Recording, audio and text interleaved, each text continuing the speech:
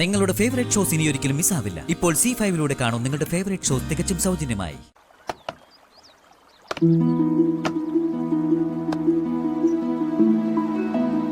ഞങ്ങള് ഈ നാടും വീടും ഒക്കെ വിട്ട് തിരുവനന്തപുരത്തേക്ക് പോവാ. ചേച്ചിക്ക് അവിടെ ഒരു സ്കൂളിൽ ജോലി കിട്ടി. നമുക്ക് തമ്മിൽ ഇനി കാണാൻ പറ്റുമെന്ന് പോലും എനിക്കറിയില്ല. തിരുവനന്തപുരത്തോട്ടല്ലേ? എടോ, ഞാൻ സ്ഥിരതാമസം അവിടെയല്ലേ? അവിടെയല്ല ഞങ്ങളുടെ ബിസിനസ്സും വീടും ഒക്കെ. ഇവിടെ ഏട്ടന്റെ അസുഖമായിട്ട് വൈദ്യമഠത്തില് ട്രീറ്റ്മെന്റ് വന്നതല്ലേ ഞങ്ങള്. ഇവിടെ സ്വന്തമായിട്ട് ഗസ്റ്റ് ഹൗസ് ഒക്കെ ഉണ്ടെങ്കിലും അവിടെയല്ല ഞങ്ങളുടെ വീടും ലൈഫും ഒക്കെ. എന്തായാലും തിരുവനന്തപുരത്തേക്ക് എന്റെ വീട്ടിലേക്ക് വന്നു കയറേണ്ട ആളല്ലേ താൻ. ഇതിപ്പോ കുറച്ച് നേരത്തെ വന്നൊന്ന് കൂട്ടിയാ മതി. അവിടെ എത്തിയാ പിന്നെ നമുക്ക് കാണാനും സംസാരിക്കാനും ഒക്കെ കൂടുതൽ ചാൻസ് ഉണ്ട്. തന്റെ ചേച്ചിക്ക് ഇവിടെ ഏതോ സ്കൂളിലായിരുന്നില്ലേ? പിന്നെന്തു പറ്റി? ഞാൻ എന്റെ സിറ്റുവേഷൻസ് ഒന്നും ഋഷിയോട് പറഞ്ഞില്ല എന്നേ ഉള്ളൂ. ഇവിടെ കുറച്ച് പ്രോബ്ലംസ് ഒക്കെ ഉണ്ടായി.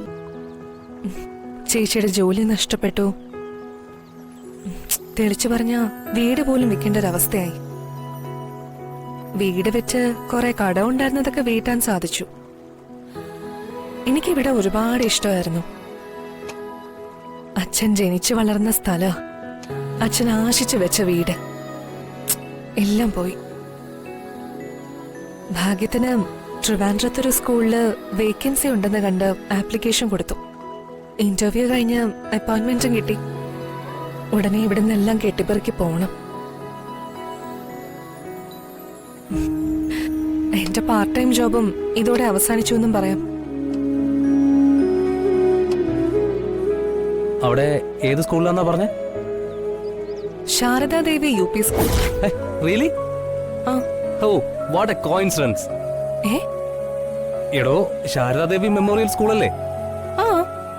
ആരാ അതിന്റെ മാനേജ്മെന്റ് എന്നറിയോ? ഇല്ല. എടോ, അത് ഞങ്ങളുടെ ഫാമിലിയുടെ സ്കൂളാ, SMUPS. ഭാവിയിൽ തന്റെയും കൂടെ അധികാരത്തിൽ വരാൻ പോകുന്ന സ്കൂളിൽ തന്റെ ചേച്ചിക്ക് ജോലി. ഇതെങ്ങനെ സംഭവിച്ചു? ഇനി ഏതായാലും ലേറ്റ് ആക്കണ്ട. നമ്മുടെ കല്യാണത്തെ പറ്റി തന്റെ വീട്ടിൽ അവതരിപ്പിക്കണം.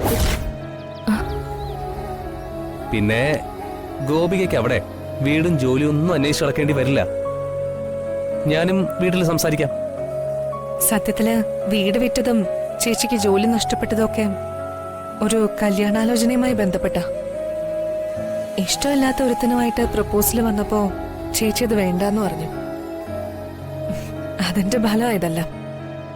എനിക്ക് ഏറ്റവും വലുതെന്റെ ചേച്ചിയാ. ചേച്ചിയുടെ വിവാഹം കഴിയാതെ എനിക്ക് കല്യാണക്കാര്യം പറയാൻ പോയിട്ട് ചിന്തിക്കാൻ പോലും പറ്റില്ല. ഇതൊക്കെ ഗോപിക എന്നെ അന്യനായിട്ട് കാണുന്നതുകൊണ്ടുള്ള തോന്നല. തന്റെ ചേച്ചി എന്ന് പറയുമ്പോ അത് എന്റെയും കൂടെ ചേച്ചിയല്ലേ? നമുക്ക് നല്ലൊരാളെ കണ്ടുപിടിച്ച് കെട്ടിക്കാന്നേ. അതോടെ നമ്മുടെ ലൈൻ ക്ലിയർ ആയി കിട്ടും. God is great.